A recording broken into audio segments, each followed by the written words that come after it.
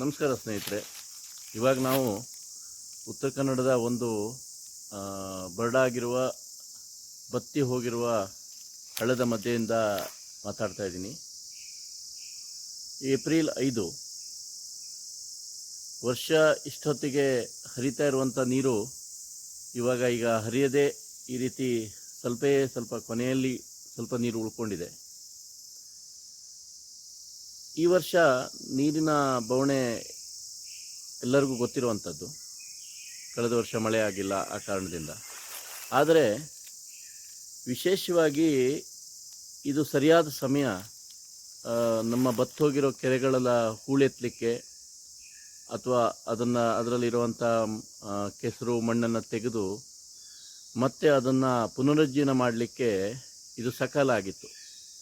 ಆದರೆ ಇದೇ ಸಮಯದಲ್ಲಿ ಎಲೆಕ್ಷನ್ ಬಂದಿರೋದ್ರಿಂದ ಮೋಸ್ಟ್ಲಿ ಜೂನ್ ಈ ವರ್ಷದ ಯಾವುದೇ ಒಂದು ಕೆರೆ ಹೂಳೆತ್ತುವ ಯಾವುದೇ ಕಾಮಗಾರಿಗಳು ನಡೆಯೋ ಲಕ್ಷಣ ಇಲ್ಲ. ಯಾಕಂದರೆ ಜನಪ್ರತಿನಿಧಿಗಳಿಗೆ ಅವರ ಸ್ಥಾನ ಭದ್ರ ಮಾಡ್ಕೊಳ್ಳೋದೇ ಈಗ ಅವರಿಗೆ ಸತ್ವ ಪರೀಕ್ಷೆ. ಅವರಿಗೆ ನೀರು ಅವರಿಗೆ ಹೋದಲ್ಲೆಲ್ಲ ಬಾಟ್ಲಲ್ಲಿ ಸಿಗ್ತದೆ. ಹಾಗಾಗಿ ಈಗ ನಮ್ಮ ಕರ್ತವ್ಯ ಏನಂತಂದರೆ, ಜೂನ್ ಜುಲೈ ಮಳೆ ಬಂದು ಕೆರೆ ತುಂಬಿದ ಮೇಲೆ ಅದನ್ನ ಮಾಡಲಿಕ್ಕಾಗೋದಿಲ್ಲ.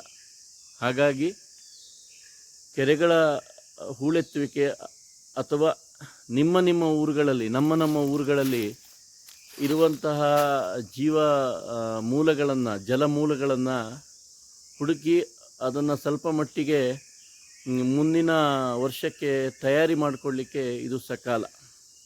ಅದ್ರ ಜೊತೆಗೆ ಸಿಟಿಯಲ್ಲಿ ಇರೋರಿಗಂತೂ ರೈನ್ ವಾಟರ್ ಹಾರ್ವೆಸ್ಟಿಂಗ್ ಅನ್ನೋದು ಇದೊಂದು ಗೌರ್ಮೆಂಟಿನ ರೂಲ್ಸ್ ಥರ ಕಾಣಿಸ್ತಾ ಇದೆ ಅಂತ ನನ್ನ ಅನಿಸಿಕೆ. ಯಾಕಂದರೆ ಬೆಂಗಳೂರಂಥ ನಗರಗಳಲ್ಲಿ ಜನಗಳಿಗೆ ಕಾಲಿಗೆ ಮಣ್ಣು ತಾಗಬಾರ್ದು ಅನ್ನೋವಂಥದ್ದು ಯೋಚನೆ. ಜೊತೆಗೆ ಸರ್ಕಾರಗಳಿಗೆ ಡೆವಲಪ್ಮೆಂಟ್ ಅಂತಂದರೆ ಕಾಂಕ್ರೀಟ್ ಅನ್ನೋವಂಥ ಮನಸ್ಥಿತಿ ಇರೋದರಿಂದ ಇಡೀ ಸಿಟಿಯನ್ನು ನೀವು ಸಿಮೆಂಟಿನಿಂದ ಮುಚ್ಚಿ 1 ಇಂಚು ನೀರು ಭೂಮಿಗೆ ಇಂಗದೇ ಇರೋ ಥರ ಆಗಿರೋದ್ರಿಂದ ಒಂದು ಏರಿಯಾದಲ್ಲಿ ಮಳೆ ಬಂದ ತಕ್ಷಣ ಮತ್ತೊಂದು ಏರಿಯಾ ಮುಳುಗುವಂಥದ್ದು ನಾವು ಕಾಣ್ತಾ ಇದ್ದೇವೆ. ಅದು ಸಿಟಿಯ ಪರಿಸ್ಥಿತಿ. ಆದರೆ ನಮ್ಮ ನಿತ್ಯ ಹರಿದ್ವರ್ಣ ಕಾಡಿರುವಂಥ ಉತ್ತರ ಕನ್ನಡದಲ್ಲಿ ಪರಿಸ್ಥಿತಿ ಭಿನ್ನವಾಗೇನೂ ಇಲ್ಲ.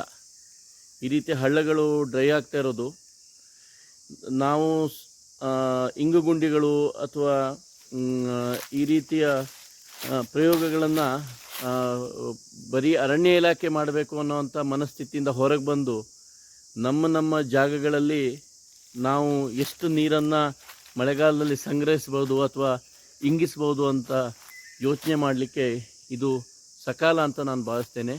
ಹಾಗಾಗಿ ಯಾರೋ ಅಧಿಕಾರಿಗಳು, ಯಾವುದೋ ರಾಜಕಾರಣಿಗಳು, ನೇತಾರರು ಬಂದು ಈ ಸಮಸ್ಯೆಯನ್ನು ಬಗೆಹರಿಸುವಂಥ ಸಮಯ ಅಲ್ಲ.